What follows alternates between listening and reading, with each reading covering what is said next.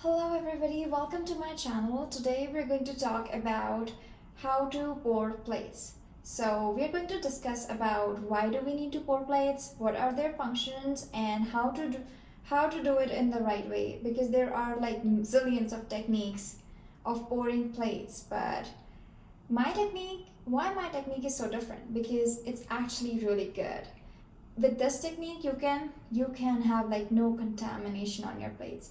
I know I should have said that you should, with this technique you are going to have like least contamination, but actually I don't even remember the last time I got contamination on my plates with this technique. So if you are interested in this topic, please do watch this video. So let's start. So the first question is, why do we pour plates in our science journey and in our research journey? So bacteria or any organism needs nutrition, and plates or media plates are the best way and the easiest way to provide nutrition to your bacteria. And it's easy to maintain their demands, the bacteria's demand in those media plates. So that's why we pour plates. And what you can actually buy them too, but when your experiment turns out to be a little specific, like your cultures have a lot of specific demands, so rather than ordering stuff, you have to make it by yourself. So it depends on your experiment. And it's kind of like, if you're doing it with your grant, it's a really cheaper option to actually make them, and it doesn't take like long time.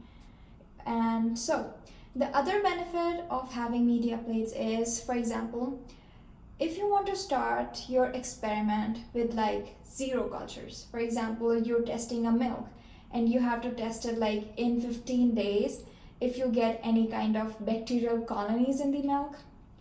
So you have to test it on day 0. So what you're gonna do, you're going to have those bacteria on your plates. If you're just going to take a little bit milk and do your dilutions and then do a spread plate, and you're going to end up with like 0 colonies if your milk is sterile. And if the colonies are not 0, it means that your milk is like contaminated. You cannot start your experiment with that milk. You need to find another milk. So sometimes a lot of times it is used to test contaminations in your samples. The third most important thing why you use media plates is, for example, like a lot of times you don't get like just one bacteria in a sample. For example, I want to test survivability of bacteria A, and the sample I got, for example, I need to extract that bacteria from a water sample. So that doesn't make sense, right? That the water has like only one kind of bacteria.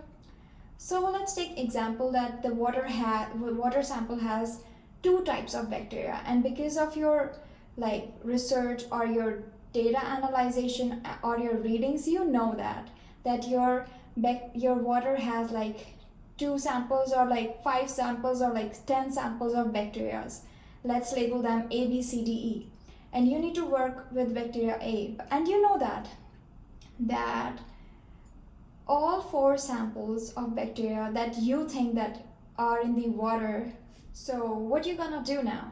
You're gonna take these water sample, dilute it and spread plate it or pour plate it, whatever you like, or quartz streak it. Depends on how you wanna do that. So when you're going to do that, you're going to get all 5 colonies on your plate. And the sample you're searching for, because they all 5 bacteria have different colony morphology. And if colony so for example, out of 5 bacterial samples, 3 of them look like super different than your bacteria that you wanted, then it's easy to eliminate all 3 bacteria, but then you have 2 colonies, bacteria A and bacteria C. So again, then now you have 2 different colonies and you can test it and get your bacteria A, and then you can start your research. So that's how media plates come in the play when you are dealing with like multiple colonies and you want like a specific colony from those multiple colonies. So that's another important role of media plates. And sometimes, for example, there's this bacteria A who doesn't like chemical C, and there's this bacteria B who loves chemical C, or it's like is okay with chemical C.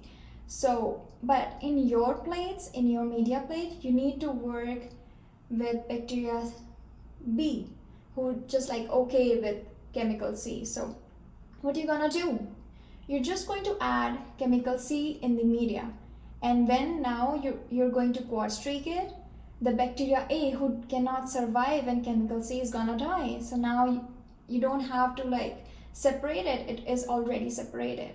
So that's another important role of like media plates. And media plates is like something that you can do your own creativity with it, and that's the fun of the research, right?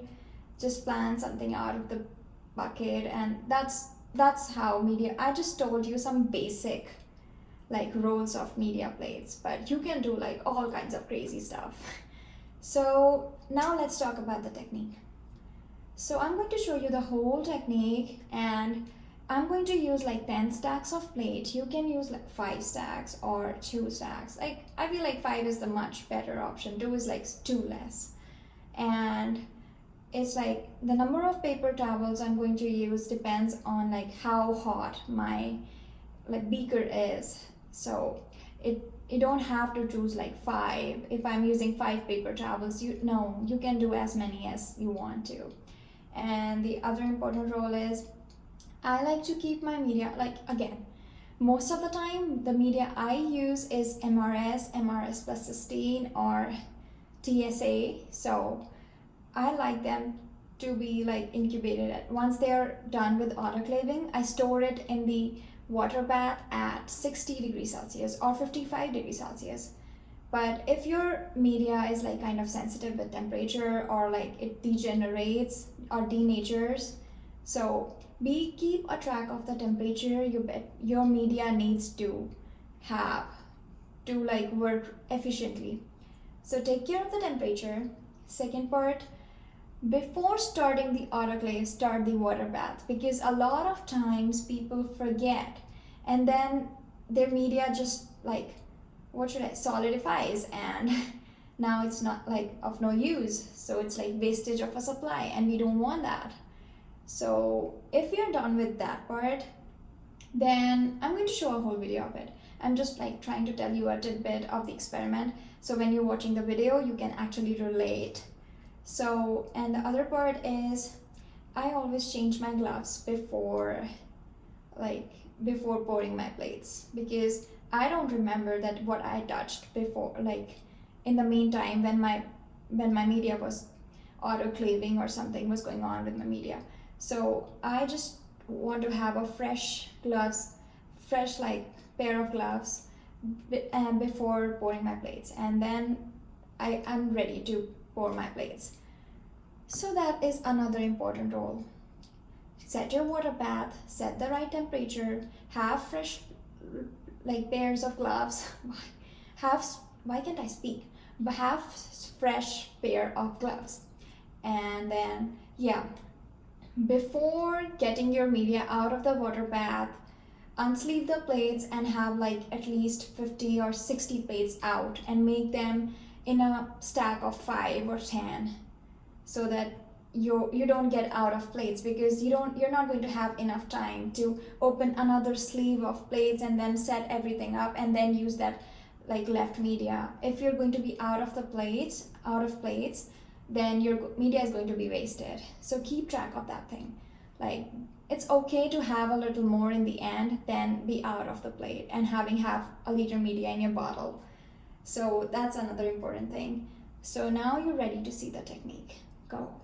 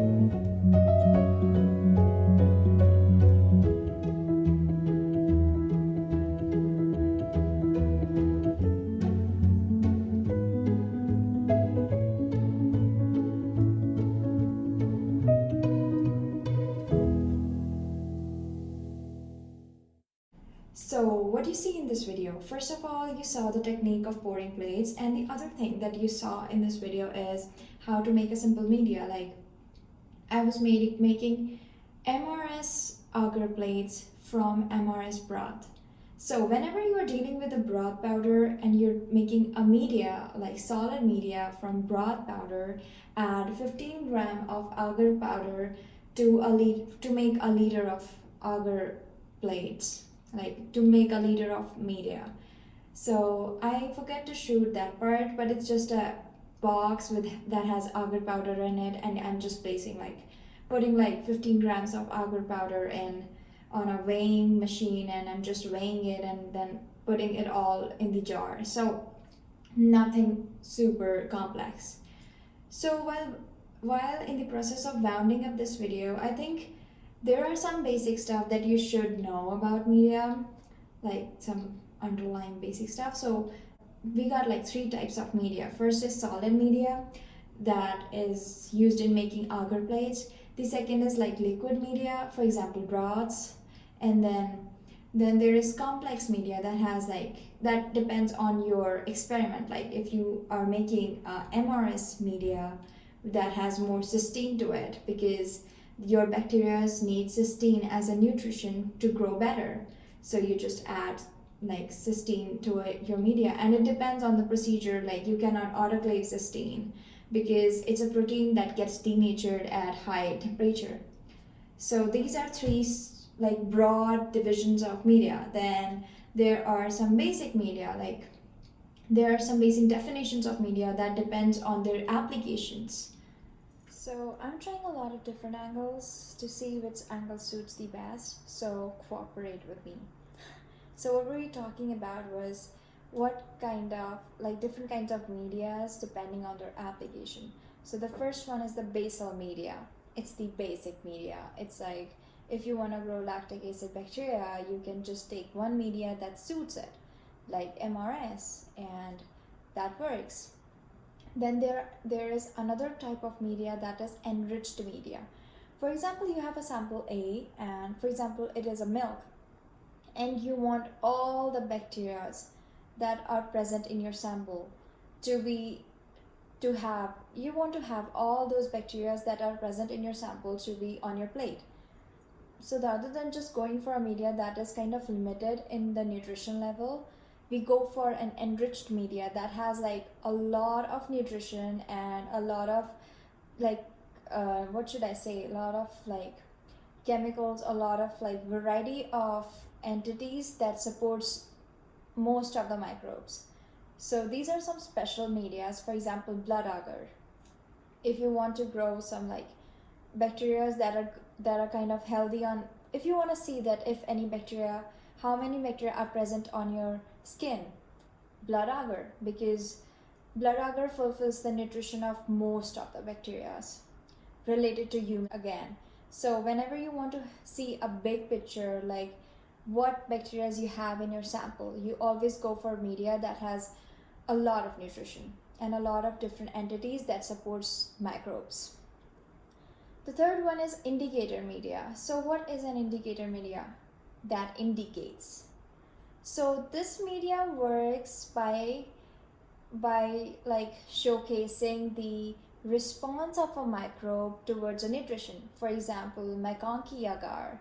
So if there's a bacteria that can ferment lactose, it will turn the McConkey agar pink. So that's interesting.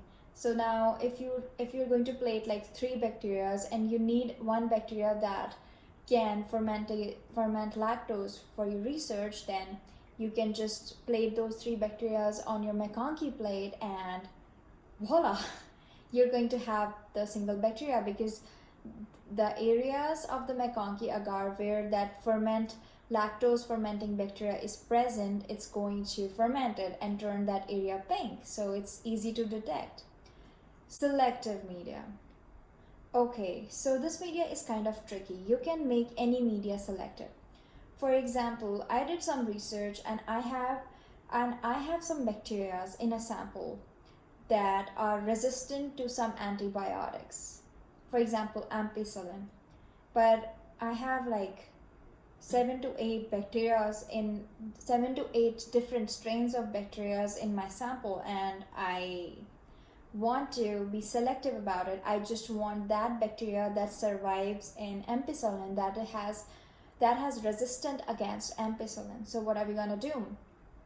For example, if this is a lactic acid bacteria, in the MRS media, I'm going to add ampicillin antibiotics. And now when I'm gonna plate that sample, only those bacteria are going to survive that has resistant towards ampicillin. So that's how we made a media, selective media, by adding antibiotic to it. And the media kind of selected that particular specific colonies. Okay, transport media and storage media. So for example, you got some bacterial cultures and you're not going to like colony them for till next week. So you can like kind of use this media as a temporary storage, and it's fine. You can use that media to kind of temporarily store those special cultures, and you can start your research next week or whenever you plan. But then there are some bacteria that, for example, you got this rare culture of bacteria and you never know that when you're going to use this for your research, and the culture is so rare that it's hard to have a catch on him, have a hold on him. So what you're gonna do? You're gonna use storage media.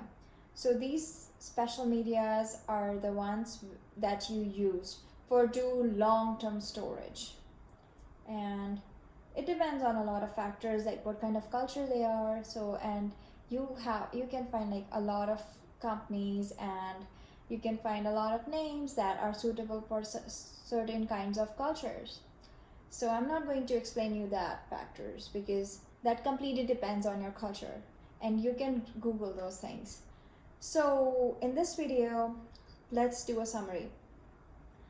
What we did, I show you how to make a simple MRS media that doesn't have special like demands. Then I taught you how to pour plates. Then we talked about different kinds of medias, like the broad classification and the special classification of the solid media.